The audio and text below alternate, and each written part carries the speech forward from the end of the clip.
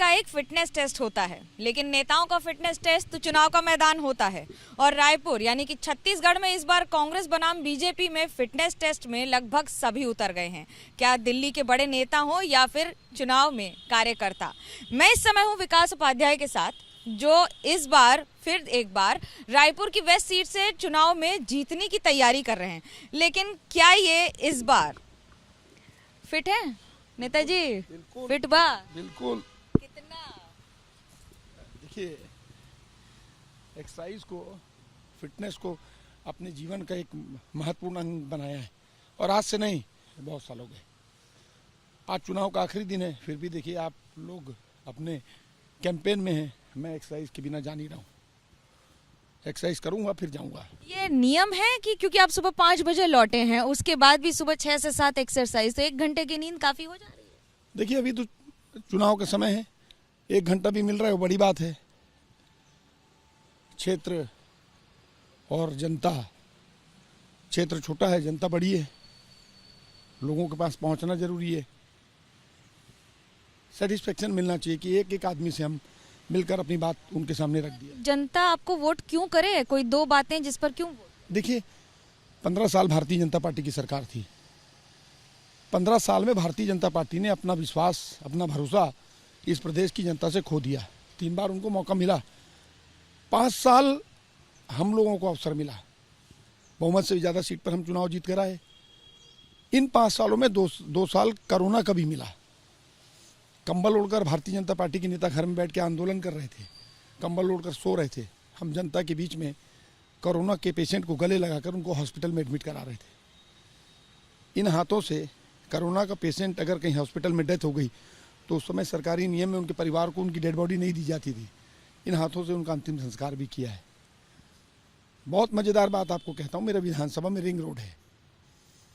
जब इस देश की जनता, मजदूर, इस देश की मजदूर एक जिले से दूसरे जिले, अपने गृह जिले पैदल पैदल जा रहे थे, अपने छोटे बच्चों को गोदी में लेकर, माता पिता को कंधों में लेकर, कोई साइकिल में लेकर, पैदल पैदल जब हजारों किलोमीटर की सफ़र तय कर रहे थे, तब मेरे विधानसभा के रिंग रोड से 14 लाख मजदूरों को हम लोगों ने खाना खिला के, इलाज करा के, कपड़े दिला के, यहाँ तक जूते चप्पल उनको पहना के उनके गृह जिले भेजने का काम किया। बीजेपी कहती है बहुत अच्छा काम किया है उन्होंने कोरोना में। कांग्रेस ने जहां जहां राज्य थे उनके वहां दिक्कतें हुई हैं।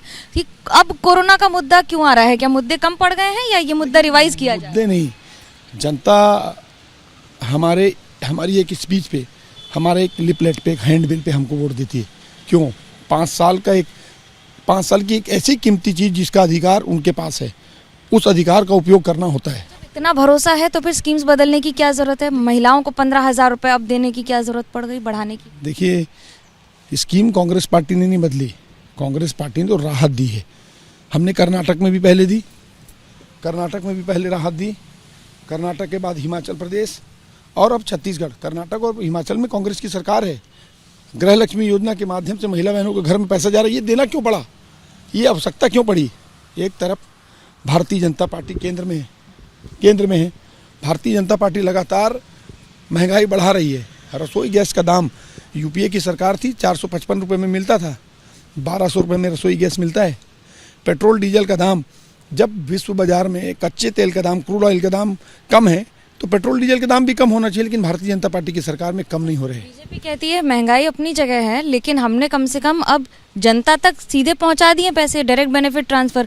कांग्रेस कॉपी कर रही है। देखिए, पूरे हिंदुस्तान का ये पहला ऐसा प्रदेश है जिसने 1,80,000 करोड़ रुपए से भी ज़्यादा पैसा सीधा एक बटन दबाकर जो बेनिफिशियरी है उसके अकाउंट में डालने का काम किया। अब ये जो 15,000 रुपया महिला बहनों के अकाउंट में जाएगा, महिला मतलब एक घर की एक महिला नहीं, अगर घर में बेटी है, अगर वो अनमेरिड है और ग्रेजुएट है, नौकरी नहीं करती, उनको भी 1250 रुपये महीना मिलेगा 15,000 सालाना के हिसाब से।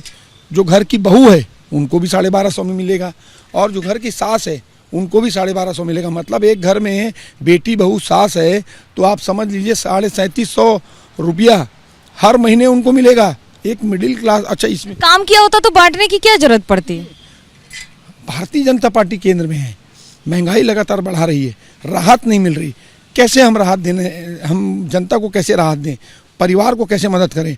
तो ये डायरेक्ट बेनिफिशियरी अकाउंट में पैसा डालने से घर का किचन कौन चला रहा है। वही तो कह रही है बीजेपी कि हमने मिडिल मैन हटा दिया, इसलिए अब कांग्रेस को दिक्कत हो रही है कई जगहों पे। क्या इस बात में सच्चाई है? देखिए, मिडिल मैन वाला मामला ही नहीं है। कांग्रेस पार्टी इकलौती ऐसी पार्टी है जिसने जनता को सीधा बेनिफिट देने का काम, चाहे आप इंदिरा गांधी जी जब प्रधानमंत्री हैं तब की बात करें, चाहे राजीव गांधी जी जब आए। और कॉलर वाली बात तो उन्होंने ही कही थी। भारतीय जनता पार्टी ने सिर्फ भ्रष्टाचार किया है, इस देश को गुमराह करने का प्रयास। आप भारतीय जनता पार्टी की योजनाओं की कार्यशैली को अगर देखेंगे तो वो कॉपी कांग्रेस पार्टी की कर रही है। लेकिन मैं समझता हूँ जनता का विश्वास भारतीय जनता पार्टी से उठ चुका है। 15-15 लाख रुपया सबके अकाउंट में आएगा, काला धन आएगा। 15 पैसा किसी के अकाउंट में नहीं आया, 15 नया पैसा किसी के अकाउंट में नहीं आया। जनता जानती है 2 करोड़ लोगों को रोजगार मिलेगा हर साल। कितने लोगों को रोजगार मिला भाई?